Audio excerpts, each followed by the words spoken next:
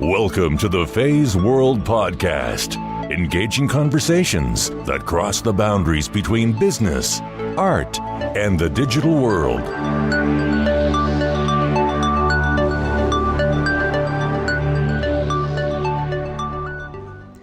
Hey guys, welcome to another episode of the Feisworld Podcast. This is your host, Fei Wu. I have Andrew and Kevin Atherton with me here on my show today. They're identical twin brothers, aerialists at Cirque du Soleil. I've known them for just about a few weeks, and we are good friends from the get-go. The art they created together on Cirque du Soleil moved me so much that I feel a kinship with both of them. Andrew and Atherton are living my childhood dreams, one of the many reasons I had to put them on my podcast. Did you dream about flying as a child? I did, nearly every single day. I loved reading comic books and imagined myself as a superhero. I often dressed like one too, as soon as I came home from school. Recently, my mom and I went to see our very first Cirque du Soleil show here in Boston, and the show was called Verikai. While every single act was extraordinary, there was one particular segment that simply left both of us perpetually in awe. The two very similar-looking men flew across the entire stadium over the heads of thousands of audience, then balancing on their heads and hands 50 feet above the air. Their formations looked like paintings, statues, and art we had not seen anywhere before. They were superheroes to me.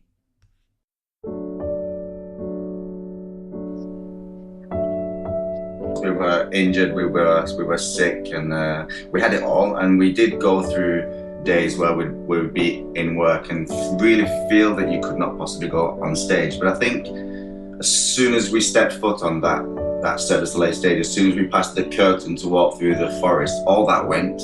We had so much joy and so much love for going to perform. Even to this day, have we ever been out and not wanted to be there?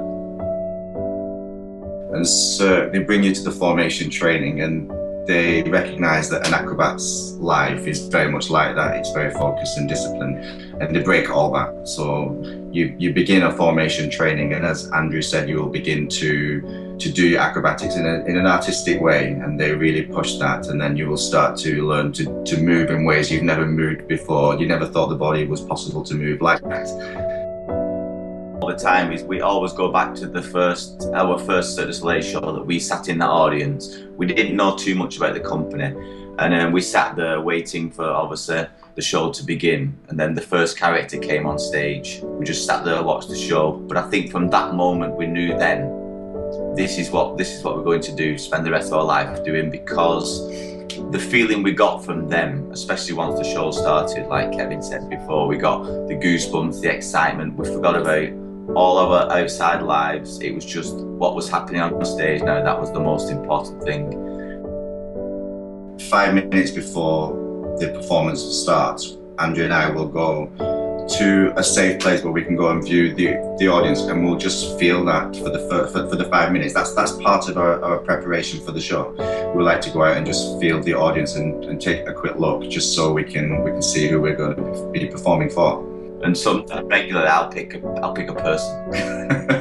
Very strange. I'll look around the audience and I'll look, and every day is different. They don't see me, but I'm just peeping through that hall. And every day is different, and it's not a particular type of person, but I just see something in that person, and I don't really know what it is, and that's who my performance is for that night.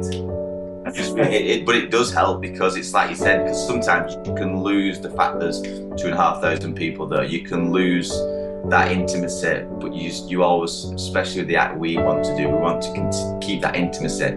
So instead of it being a relationship between each other, which it is, we then have a relationship with somebody or a few people in the audience and bring them onto stage with us a little bit, which helps us. I'm sure it helps them.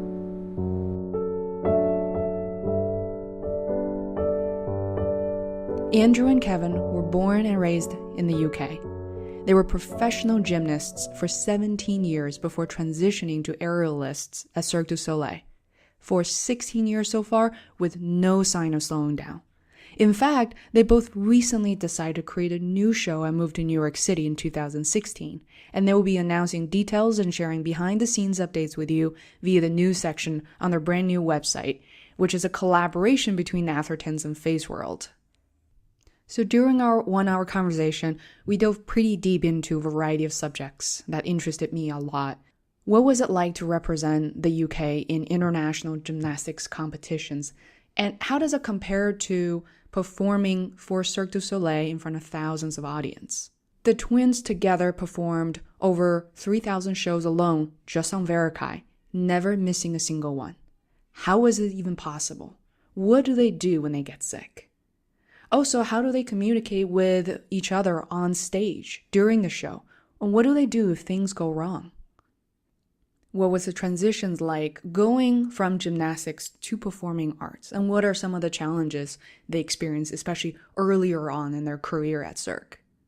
With or without makeup, how does that impact their emotions and performances in front of the audience?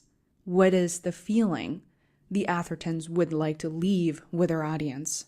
Last but not least, how do they prepare themselves before the show? I hope you enjoy this episode as much as I did.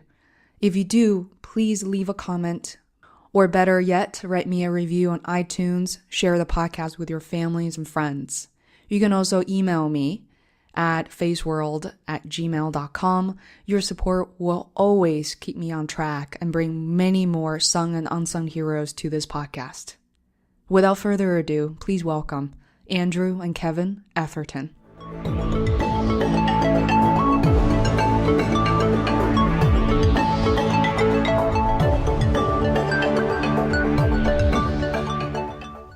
Hi, Fei. Oh my God. Hey guys. How are you? I'm doing great. This is the most exciting message. We're both here. Wow. So I am so excited to invite you to Feisworld Podcast. I've spent the past couple of days studying your resume extensively. I thought I had a really long resume until I saw yours. My goodness. We need headphones that you've got though. They're great. Yeah. So thank you so much for your time. I know this is right before, not exactly right before the show, but you have a lot going on later today. I was wondering, when you're going out and when you're introducing yourselves to other people, strangers for the first time, how do you go about that? Like, what is that you do? I guess it's kind of strict because most people know around the world know about Cirque du Soleil, so they know when we mention the word Cirque du Soleil, they have an idea what they do. But even when we explain what exactly we both do, it's very difficult for anybody to contemplate exactly what it is because it's almost impossible for us to explain.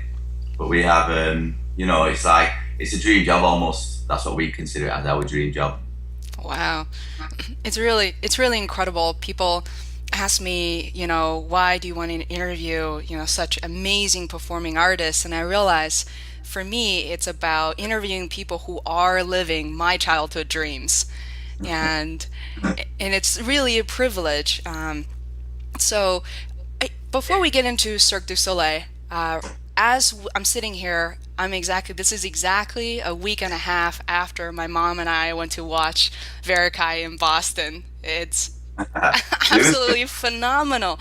And I have to tell you her reaction because my mom is a very successful artist and she was just screaming as part of the audience, like scaring children near us. And she was watching the particular segment that you created and she said to me, she's like, wow, this is phenomenal. And she asked me, she said, I think, I can see the intimacy. I think they're lovers.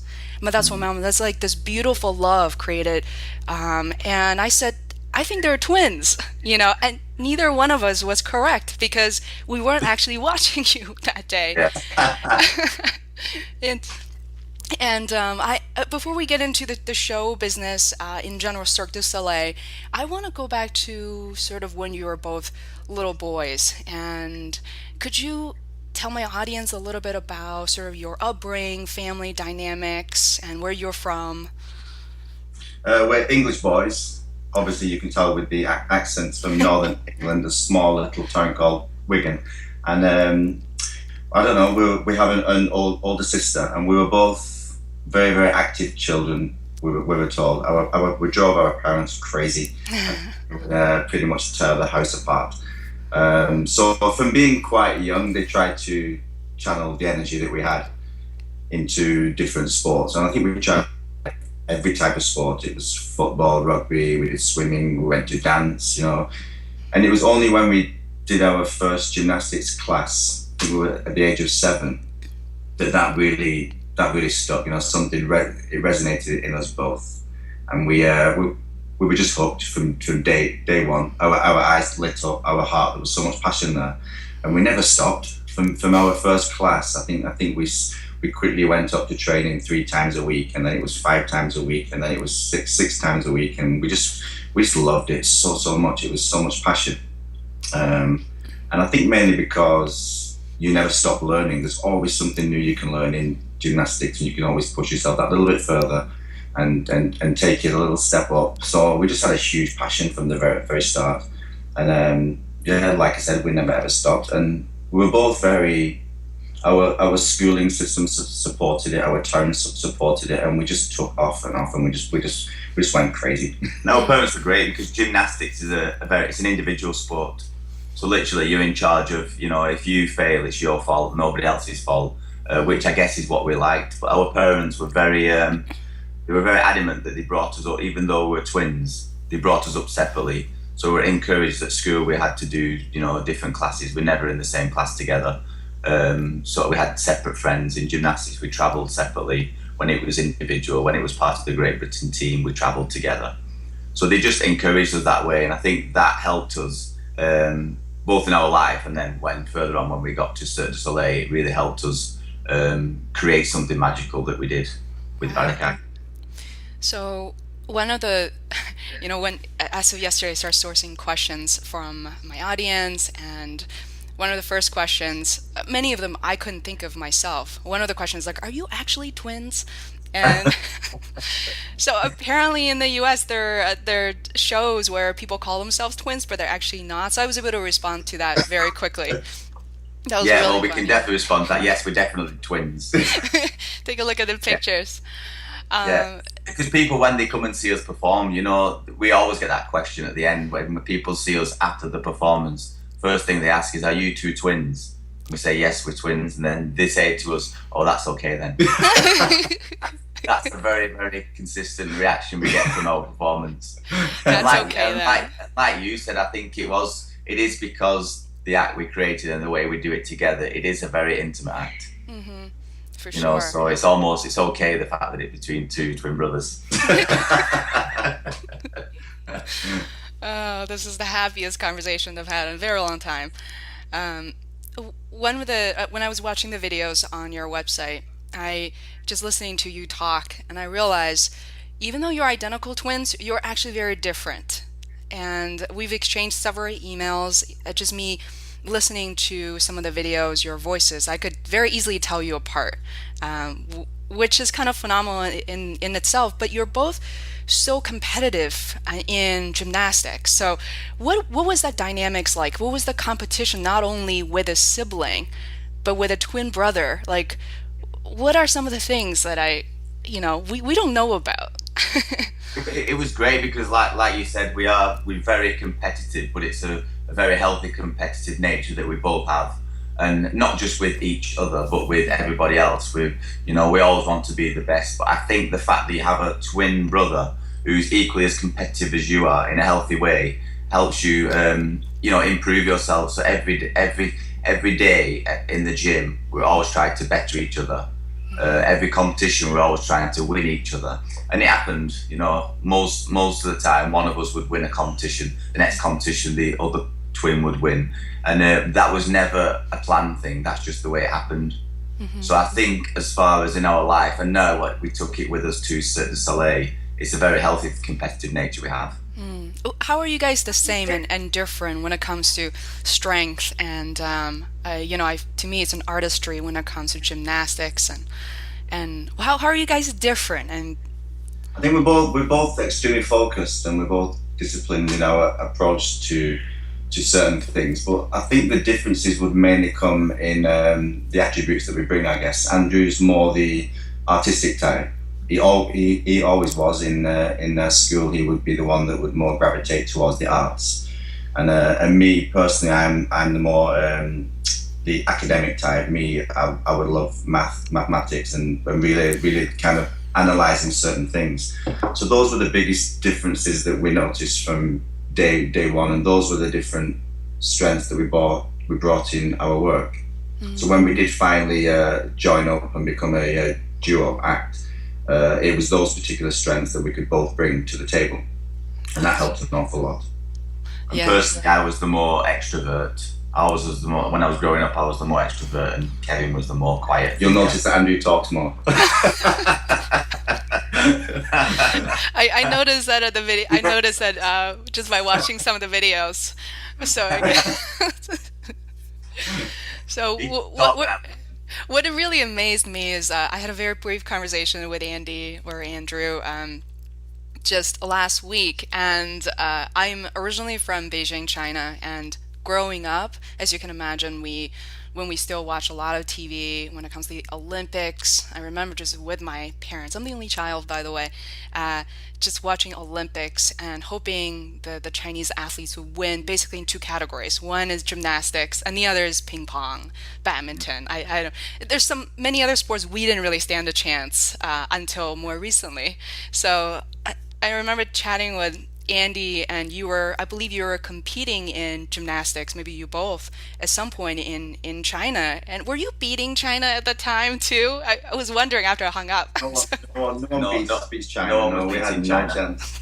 They were I think the closest were the Russians that ever came close to China, but no, they're a pretty dominant force in the gymnastic world. They always have been, and I pretty much think they always will be. Aww. One of the early memories that we have when we were just starting in gymnastics was watching a Chinese training video that had been smuggled out of China, because they were pretty secretive then of their training.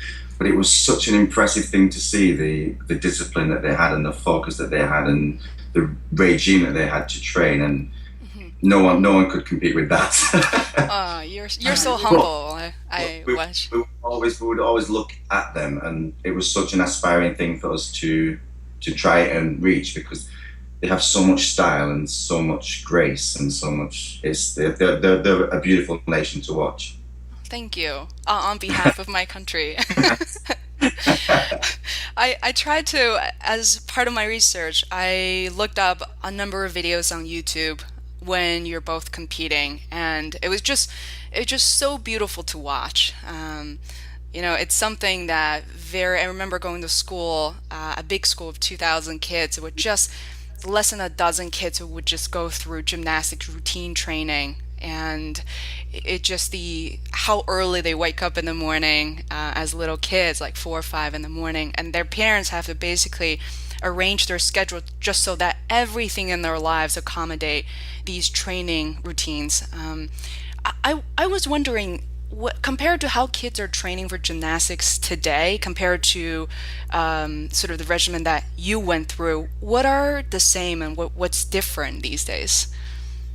I think now, especially in Great Britain, the regime's a lot more. They have a lot more support than when we was junior gymnasts. I mean, our support basically came from our parents. They were phenomenal. Like you said, they basically worked the schedule around taking us to the gym, picking us up from the gym. Mm-hmm. Everything. They worked basically to pay for our training, which wasn't cheap at the time. But they just saw the passion that we had, and they saw that we had.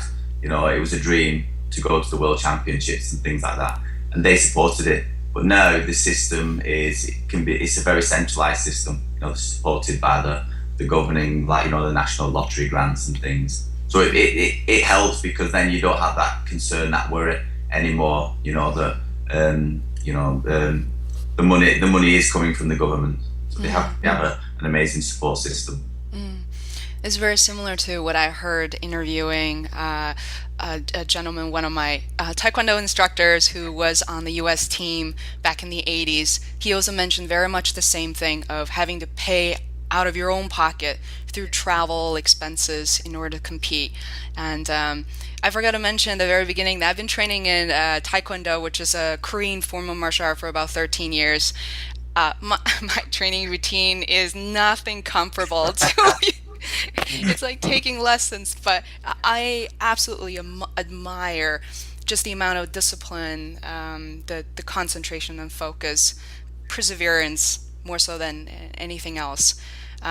We can jump right in. I have so many questions from my listeners, from my Facebook fans, one of which I've been contemplating for a long time is on Verikai, and that is the first show that you performed, actually created for Cirque du Soleil, and you performed for over 3,000, I believe 3,033 shows without missing a single one. Yes. I need to pause that for a second, because I was thinking any sportsman, whether it's baseball or basketball, you gotta take a day off. I mean, you might get injuries, you might not feel well, you might get sick. I mean, how was that even possible for 8-10 years straight? We had all those. We were injured, we were sick, and we had it all. And we did go through days where we would be in work and really feel that you could not possibly go on stage. But I think as soon as we stepped foot on that Cirque du Soleil stage, as soon as we passed the curtain to walk through the forest, all that went.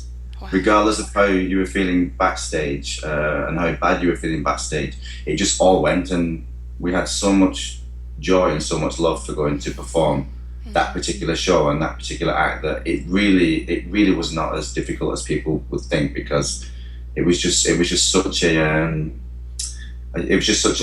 easy thing to go out there and to feel the audience and just to pick yourself up and do that again and again, night after night, and we just loved it. Not once have we ever been out there, even to this day, have we ever been out and not wanted to be there.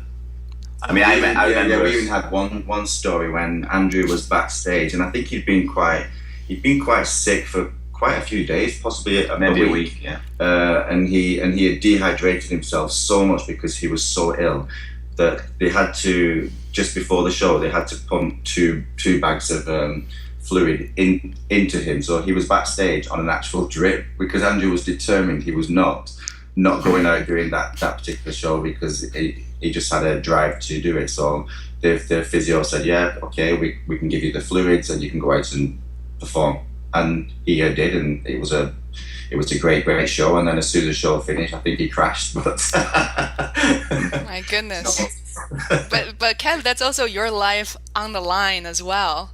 And I don't for 1 minute doubt that he wouldn't put my life first. I feel 100% safe. And we used to be able to communicate, and it wasn't even a word. You could communicate with each other with the eyes during the act. So at one point when we knew when one of us was ill and the other one wasn't, it's not just that person, it's not just the other person that's ill that has to change what they do, and it's the person that we're working with.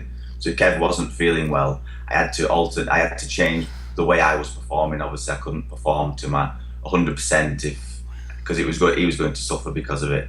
So we had to bring down our performance, and then it became almost just as beautiful an act. Wow. Because what we was doing then was real, and we do communicate a lot during the act. How do you do that? How do you signal? Yeah, most people say, do you communicate by talking? Every now and again, if something drastically goes wrong, I will just say, are you okay? And he says, yeah, and then we continue. But most of the time, it's just with a touch, or a feeling, yeah. So we can literally change what we do with our hand or what we do with our leg to signify something's not right, and we'll fix it straight away. Wow. So there's even been times where Kev's not even touching me, and I know something's not right, and then so I have to. Then I'm prepared for something to happen that's not going to happen, which generally does, but I know before it's going to happen. When we first started to work as a duo, it was relatively hard because we were so used to working on our own. And we were responsible for our own movements and our own mistakes and things. So when we started to work as a duo, it was difficult for us both because you're really relying on somebody else and you're trying to unify yourself and become one person. And I would say about 3 or 4 months it took of a lot of fighting, a lot of, but then we finally clicked, and we did begin to feel that we were working as one body. So even when I didn't see, as Andrew said, when I didn't see him, I knew what he was doing, because I was just part of that. So and after what we've been going 15 years now, it's second nature. You know, we just do it. We just know. I'm so glad that you brought it up, because one of the questions, just listening to one of the videos, was you had some struggles earlier on, going from solo, performing artist to a combined dual. So what are some of the earlier struggles that you had, and how did you overcome that together? I think at the beginning it was when we first joined Cirque du Soleil, and they were amazing. We didn't know at the time, but basically what they brought us in, and there was, 56 artists coming to do an intense training with Cirque du Soleil, which involved acting, singing, dancing, and a specific act that they were brought there to create. When me and Kev came, everybody had something to do. Mine and Kevin's schedule was blank all day, every day. We was a little confused, and we said, why are we here? And they basically put us in a room by ourselves and said, work together. And they did that for, I think, the first 3 weeks. We just went into a room by ourselves with nobody around us and said, work together. And it was amazing, because like Kevin said, I think the beginning, for the first week or so, we would train together for, we might have made 10 minutes. We would split up and go to our comfort zone, which was, I would go in the one gym and train by myself, and Kev would go in another gym and train by himself. And then we'd come back and talk about it. It was terrible, but after a week we started to be able to work together, and then it took several months before we could really gel. But Cirque du Soleil obviously knew that. They knew we'd come from gymnastics. They knew they wanted us to be together. So it was almost like a military style. There you go, get in a room. It was a strategy of Cirque to do that. They wanted us to begin to learn to work as a duo, and there's only one way you can do that, and that's begin to work as a duo. So how do they know that? Are you the first twin they had, or no? There's Cirque have had many twins, and quite some famous twins, so they obviously knew. I think they've always worked. The other twins have always worked as duos, though. Maybe never come from gymnastics. Before they brought us to Cirque, they would send casting scouts to the National Sports Centre, so they observed our training. They knew that we were very much by ourselves the whole time, and it was so they must have recognised that we needed to learn that particular skill, and it is a skill. So we needed to learn it. So that was the strategy they had for the first few weeks. Throw them in a room and begin to work as a duo. Love that. Speaking of the formation training, I did my homework. I know that's what it's called. I'm so intrigued by your 17-year gymnastics career, and that in itself is extremely impressive. 17 years. And after that, since then, you've had 16 years in Cirque du Soleil. And tell me about the transition, because I am so fascinated by the evolution of gymnastics that you've created, and kind of transition into performing art. And what was that decision like, and what was that transition like afterward? The decision at the beginning was it was a long process. Cirque du Soleil contacted us at the age of 20 years old. I believe was in a World Championships in China, in Tianjin, and we'd never heard of Cirque du Soleil before. I think people might have mentioned it, but it never really clicked. They come and spoke to us, gave us leaflets, and we just said, yes, we'll look at this. We'll look at this company, what it's about. But we wasn't ready to finish our gymnastics. We still had ambitions, and we still wanted to go places with our sport. So we just said to them, we'll contact you when we feel that we're ready. And we never really thought about it again then. But it was at the age of 24, wasn't it? At the age of 24, it was a time when we were both ready to finish our gymnastic career. And at that point, we contacted Cirque du Soleil and said, we're ready to come. And the thing was, we'd spoke about it maybe a year building up to that, and we knew exactly what act we wanted to do with them. We knew we wanted to be together. We knew we wanted to do an aerial act with them. So we were very lucky, and we had an idea when we got there what we wanted to do. But we're even luckier the fact that Cirque du Soleil allowed us to do that. which is not very often. Normally in Cirque du Soleil, they bring you in to do a specific act. They need a person replacing the need in certain acts that they already had. We was lucky in a way that Cirque were creating a new show, which was the first show they created in 3 years. 3 years, yeah. And they brought us in to create this show with them, and they knew we wanted to do an aerial act together, so we were fortunate enough that we were given that playground to go and create this act with them. But just to go back to the gymnastics. Gymnastics is it's a very disciplined sport. It's a very regimented sport, and there's so many rules. You know, you've got to do things in a certain way, and there's a code of points, and everything's done a specific way. Most people do it the same way. As soon as we came to Cirque, all those rules were thrown out of the window. So again, our comfort zone was very much in doing things a certain way. And Cirque, they bring you to the formation training, and they recognise that an acrobat's life is very much like that. It's very focused and disciplined, and they break all that. So you begin a formation training, and as Andrew said, you will begin to do acrobatics in an artistic way, and they really push that, and then you will start to learn to move in ways you've never moved before. You never thought the body was possible to move like that. And singing and dancing, and it's really not a comfortable thing. They kind of throw you in the deep end and make you work at that. But that was the transition that you have to go through to come from an acrobat to an artist. Mm-hmm. And it took about 6 months. 6 months of intense training with them to break that gymnast mold and start to develop an artist. I think even after maybe 3 years of being on Barakai, performing with Barakai, me and Kev used to tell our coach, because she used to call us artists, and we said, look, we're not artists yet. And we said there's still so much to learn. We have so much to learn yet, and there's people out there that have been working with Cirque du Soleil for 15 years. Mm-hmm. We classed them as artists, but we always looked up to these people, and even now they're still the same people that we still look up to, and we still strive to be like them. Who are some of the people? Well, I mean, one of the most important ones was a guy called Yves Decoste, and he created the statue act, which was in Quidam at the time. Quidam was one of our first shows that we'd ever seen. Mm-hmm. I think that act it resonated so much with us. As soon as we saw that act, it was one of the first shows we saw live, and we saw that act, and we both just stood there with our mouths open, with the goosebumps, just watching this guy and this girl doing the most amazing things.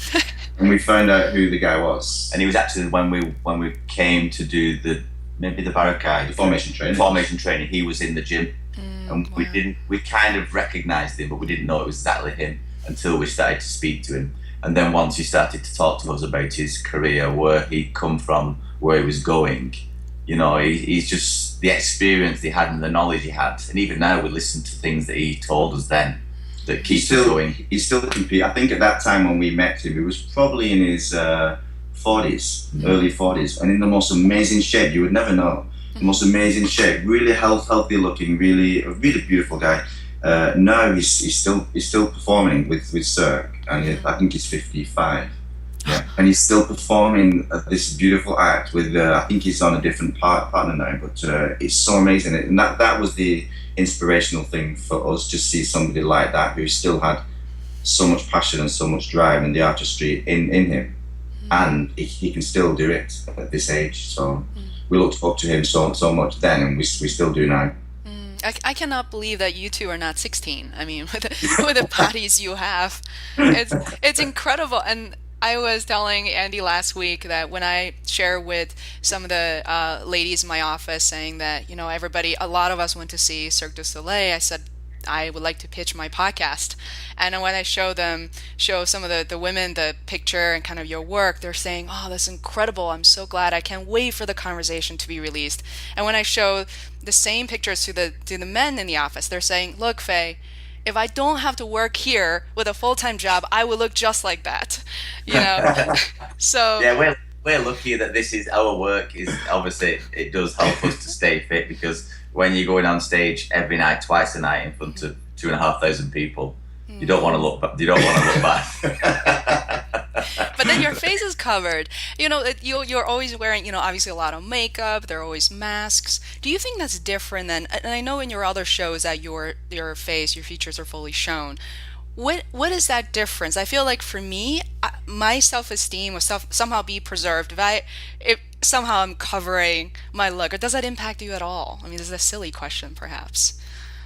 I think the makeup plays a huge part, really, because it's part of the transformation of your regular self to the version of you going out on that stage. So it's everything really from the costume, but the makeup, it just plays a huge role in Cirque, and they're really specific on how well you do that, and you do notice the difference when you see yourself performing without makeup to when you see it with the makeup. So the audience feel that too. So yeah, it's definitely part of the transformation of the Atherton Twins off stage to the Atherton Twins on. How do the audience react differently? Makeup versus no makeup, you think? Well, we'd never go out without makeup. They wouldn't allow you to. They would not allow it. You know, like Kevin said, every now and again we've done kind of a TV segment without makeup, and it's a drastic change because just in ourselves we can tell. It's almost like if you haven't got makeup on, you're faking it a little bit because you transform yourselves into the character that they want you to be. So we would always wear makeup, even if they ask us sometimes not to. We still would put a little bit on, just so we feel like we've made that transformation. And I guess the audience feel that these artists are going out there performing superhuman feats. That they don't really want to have the perception that they are human. They're almost non-human. So the makeup helps with that one too. Yeah.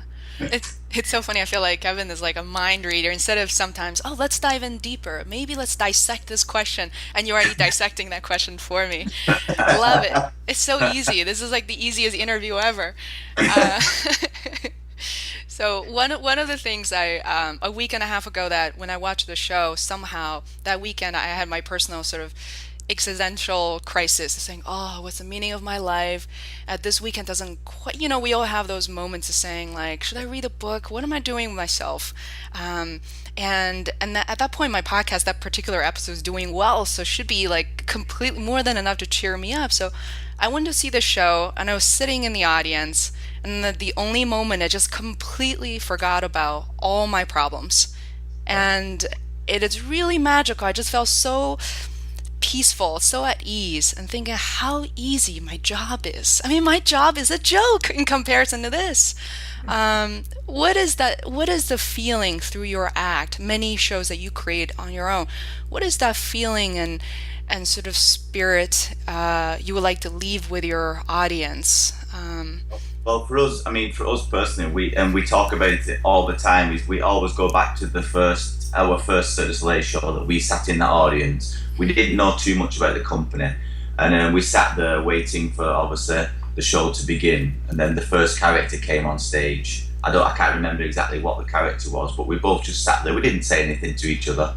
We just sat there and watched the show. But I think from that moment we knew then this is what we're going to do, spend the rest of our life doing, because the feeling we got from them, especially once the show started, like Kevin said before, we got the goosebumps, the excitement. We forgot about all our outside lives. It was just what was happening on stage now. That was the most important thing.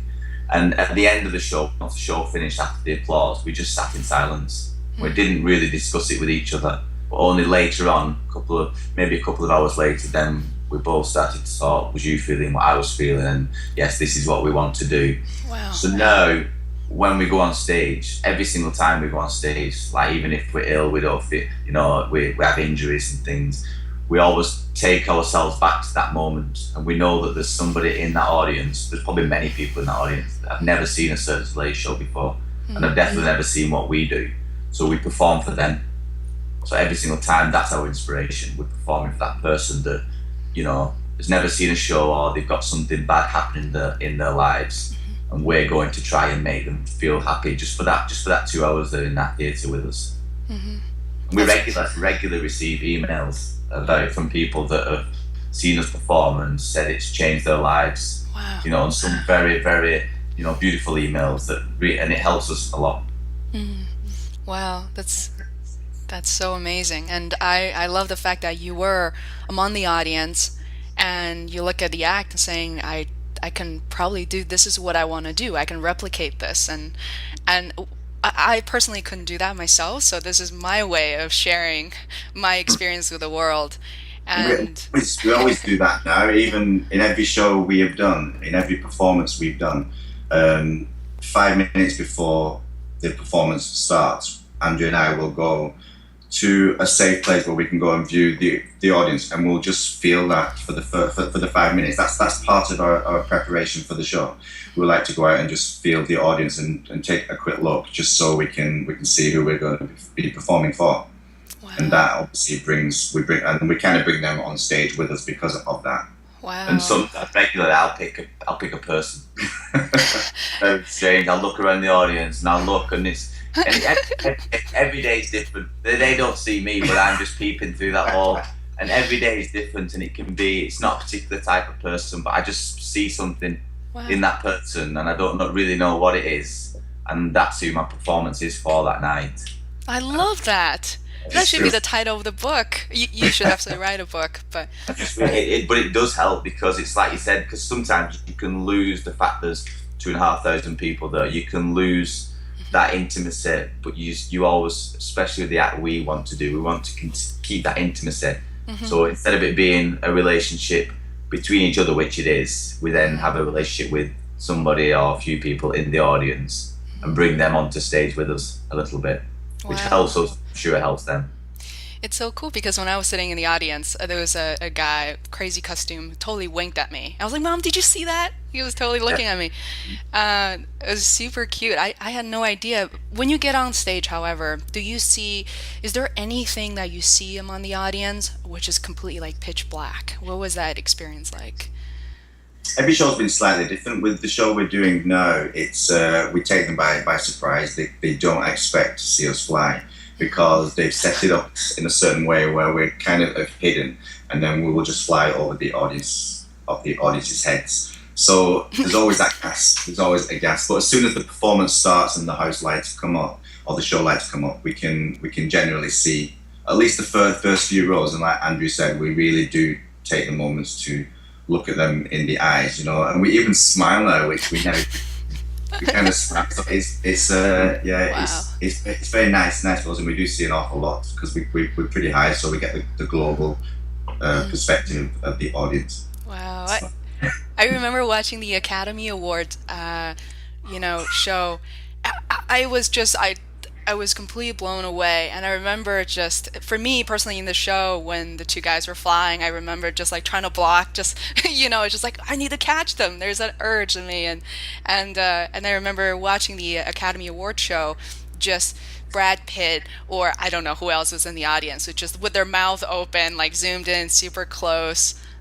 It was crazy for us because and that was our theatre. We'd been performing in that with the show in LA for maybe a year at that point when we did the Academy Awards. And again, like I said before, we performed at the Academy Awards. We went to the edge of the curtain. We looked out, and in my life, that is the most nervous I have ever been.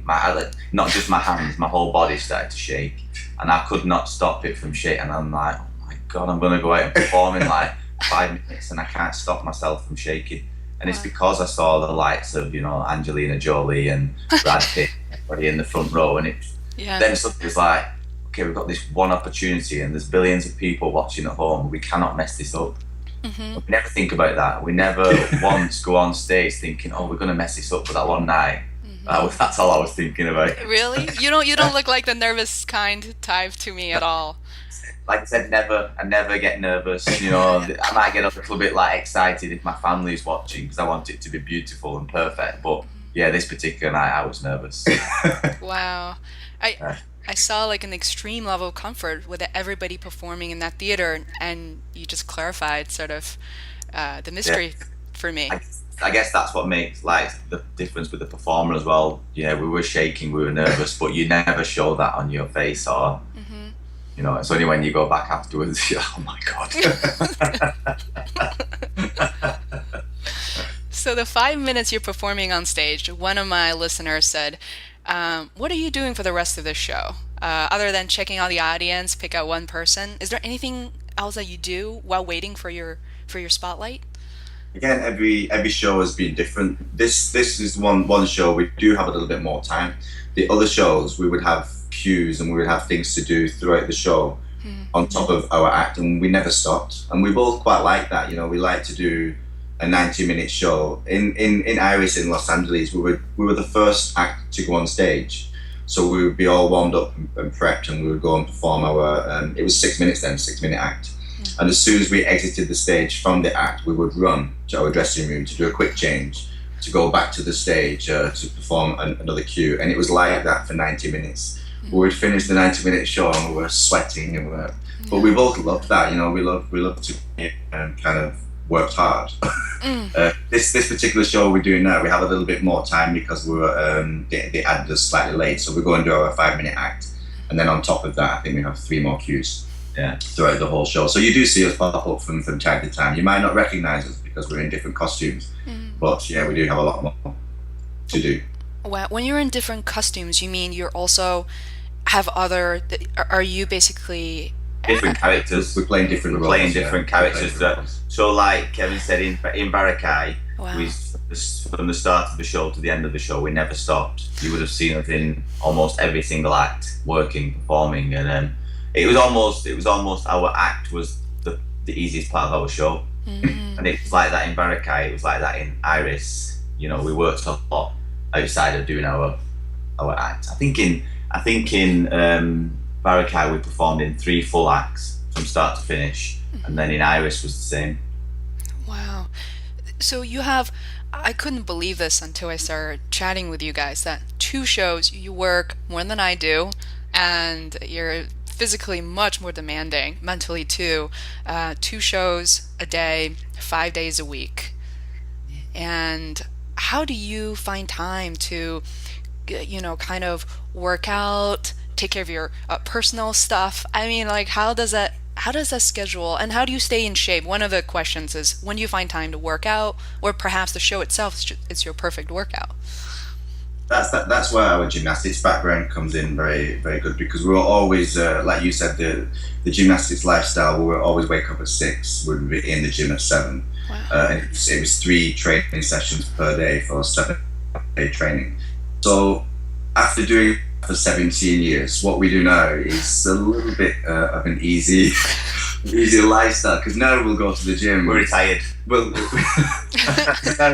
we go to the gym, and we usually go about 9 o'clock in the morning, because we like to get up and get our bodies moving, and we'll do 1 hour of a workout, and that to us is very easy because we're used to so much more. So we'll go and do the 1 hour workout pretty much every day, and that keeps us healthy. The personal stuff, you just find time, don't you? You have to. I mean, it's like most things. We only go to work now here in Las Vegas around about, the show calls at 5. So we'll go to work at 5, and we'll do the 2 shows, and we'll get off stage by 11:30. Wow. So during the day, we have a bit of time to catch up with our personal lives and our extra training. So I have a family now, a little girl and a boy, so that they take up most of my time. Wow. What is your one of the questions we love asking is the routine question. What is the first 60-minute of your day like? You know, what do you read? How do you meditate? How do you kind of peel off from the acting world, performing arts, and to kind of isolate yourself? We're both different again, but we're both also very similar. I think we do wake up very early. It's around 6:30 in the morning. We'll wake up, and at that point we're both just, you know, we catch up with our email. We all have a lot of emails, so we'll try and catch up with them and reply back to them as much as we can, and just do things on our computer. Then we'll generally go to the coffee shop and, you know, go and sit and have a coffee and chat with our friends there. And it depends if my... A little bit of a different thing to Andrew and myself compared to most of the performers at Cirque du Soleil is we're very much morning people. Most of the people that we work with, they're energized so much after the show, and they'll have to go out and they'll have to do everything after the show. Andrew and I don't. We finish the show, we come home, we really find ourselves relaxing quite quickly, and we'll go to sleep because we wake up at 6:30. We always have done. We always will. And that's our time, you know. We like the morning vibe. We like the morning people, and it really gives us a chance to, like Andrew said, catch up on our emails and things like that. It's that is the time that's most valuable to us throughout the day. Do you meditate? I know both of you probably like to bike a lot. What are your interests outside of, working and working out that kind of calms your mind? Again, it depends, because like recently I've changed a lot only because of my family. I've got like young children now and things. So I guess my meditation is the first thing in the morning when I wake up and it's quiet. I come downstairs, the house is quiet, because my wife always asks me, why do you wake up so early? It's probably the only time from 6:30 to 7 maybe that I get 30 minutes of time that's just quiet for me to do what I want to do.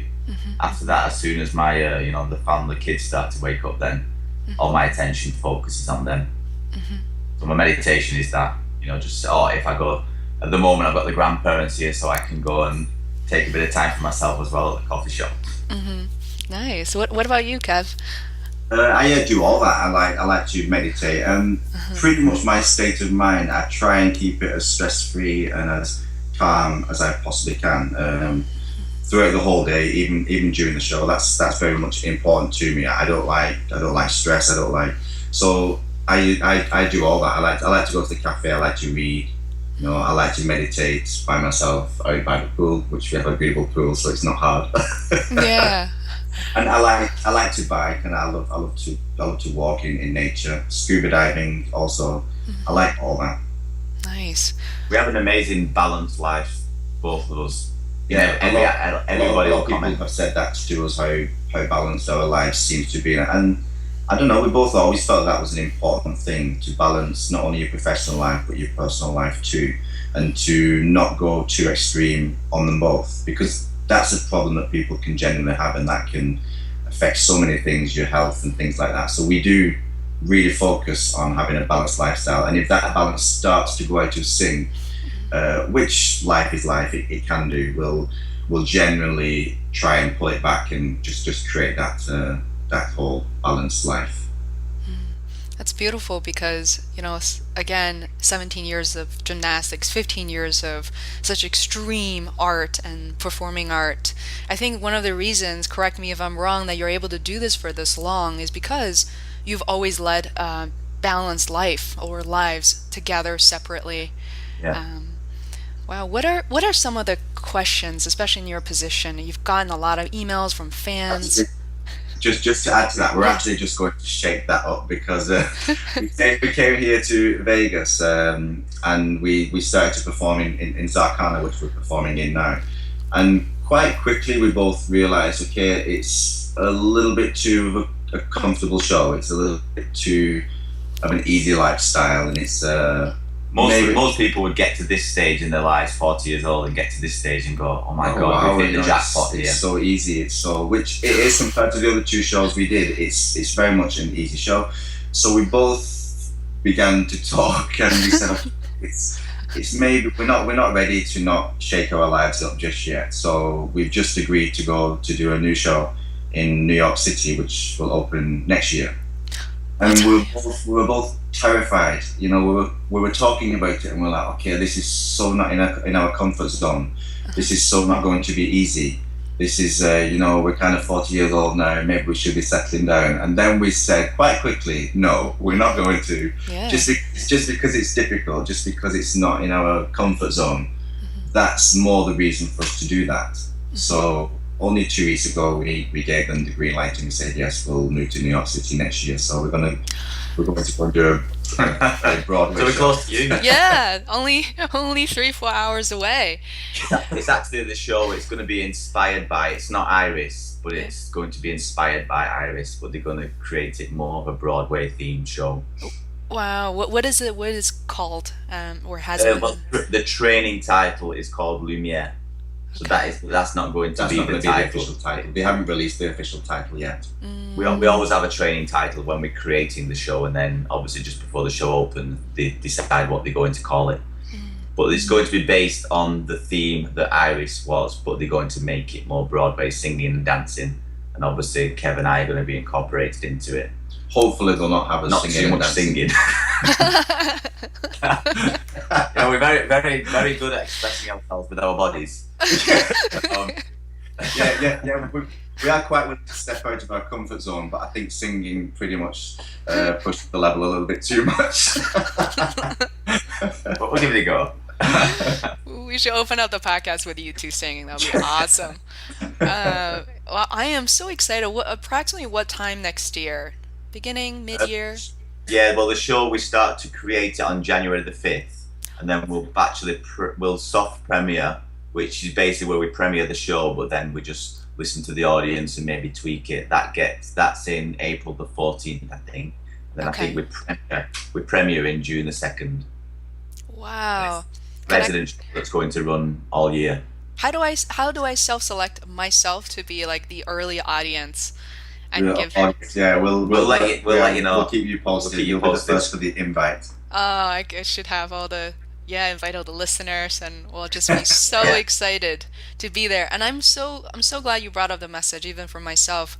You know, I started the podcast when I was 30, and it's really difficult at that time. You know, there's a lot of family pressure to say, everybody else is getting married, having kids. I think I should be doing that. Well, you know, now just a year into it, I realize I'm completely comfortable with rejections, meeting people for the first time, asking them anything. It's really beautiful. Yeah. So you're absolutely role models for people who are considering just saying, let me just continue through, let's just be comfortable with what I do now and not taking on new challenges. And that's so meaningful. Even yesterday, some of the artists would come, because they got told yesterday that we were leaving this show and going doing another show. And many of the artists came up to me, especially because obviously now I've got a family. They'd say, why are you doing this? And my only answer is because everything is telling me not to do it. Mm-hmm. Mm-hmm. That's one of my biggest reasons, because I'm being told not to do it. That I discussed it with my wife, obviously Kevin, and we decided, yes, let's go and do it. Let's jump in. Yeah. It's not everyone who gets a chance to perform in a Broadway show, so I don't know, we would regret it so much if we didn't do that. Mm-hmm. So regardless of what happens and whether it's a success or it's a flop, it really doesn't matter.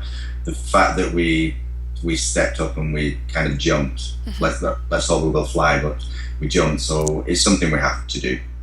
Yes, you have to. I completely approve this message. I can't wait. I'm going to be spending a lot of time in New York, hopefully as a result, and I'll be happy to watch the show multiple times.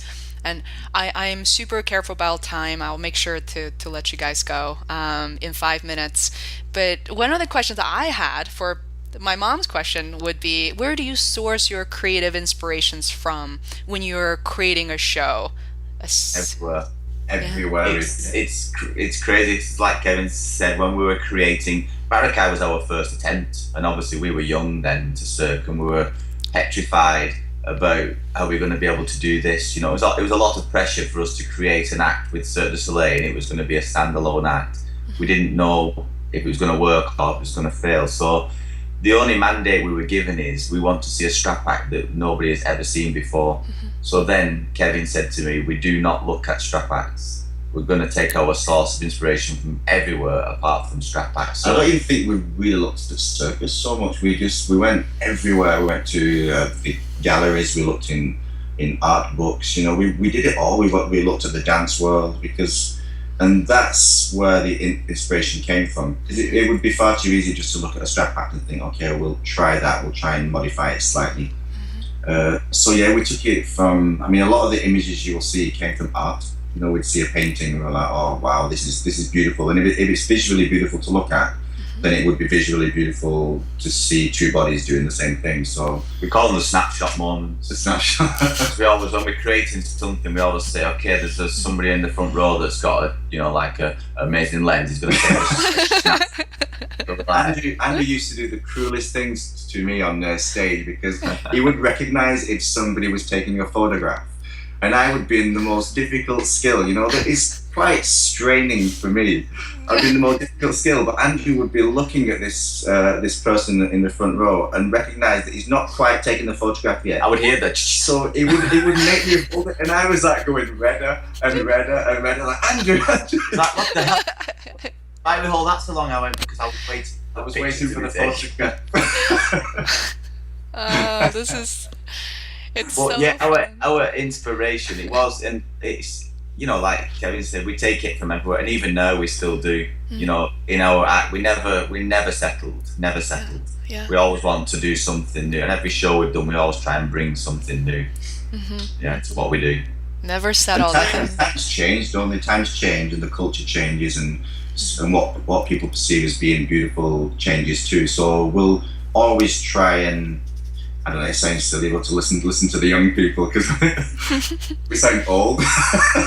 To listen to the young people, because they're the ones for the future. They're the show now. So we'll always try and modify what we do to continue with current trends.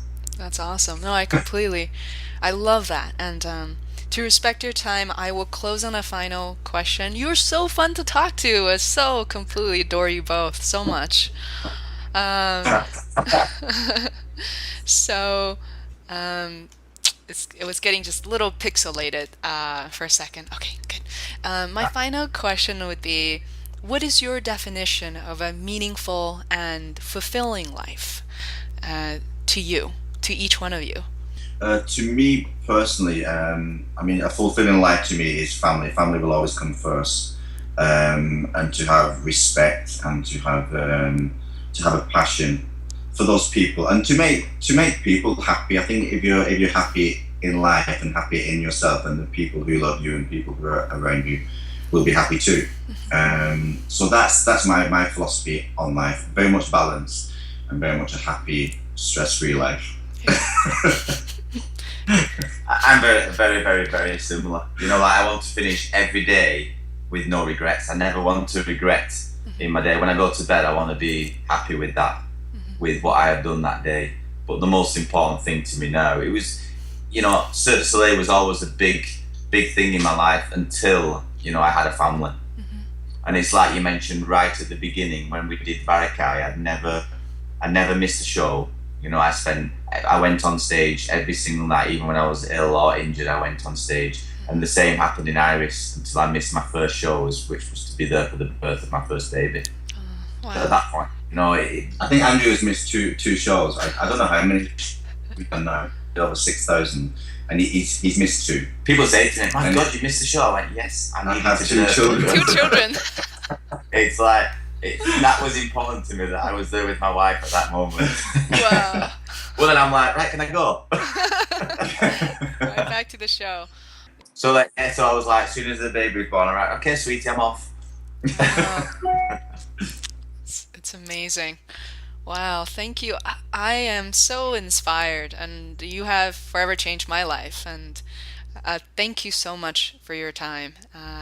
I so look forward to doing nothing else today but to work on this, compiling it, and to share with the world. You've said so much more to me than I think you've said to any media outlet, so I feel so privileged to be here. Cool. Yeah, thank you very much for taking the time to talk to us. We have fun. Yeah, we have a lot more to talk about. I hope one day you get to see us perform, because we can talk about it and talk about the relationship between us both, but until you see it up in the sky, you never really know. Like I said, you saw the performers in Barakai, but I don't think they were brothers. No, they're not brothers. There's a difference. There is a difference. There's an intimacy there that cannot be replicated between, I don't think, us. But people tell us that, so I hope you get to see us one day perform live. Yeah, I will. I promise you I will. Multiple times. We promise we'll make you cry. I will. I did already. It sounds great. Please reach out anytime, and I'll keep you posted on the progress. I will too. Yeah, I love that. Thank you very much. Yeah, thank you so much. Have a wonderful day. Hi there, it's me again. I want to thank you very much for listening to this episode, and I hope you were able to learn a few things. If you enjoyed what you heard, it would be hugely helpful if you could subscribe to the Feisworld Podcast. It literally takes seconds. If you're on your mobile phone, just search for Feisworld Podcast in the podcast app on iPhone or an Android app such as Podcast Addict and click subscribe. All new episodes will be delivered to you automatically. Thanks so much for your support.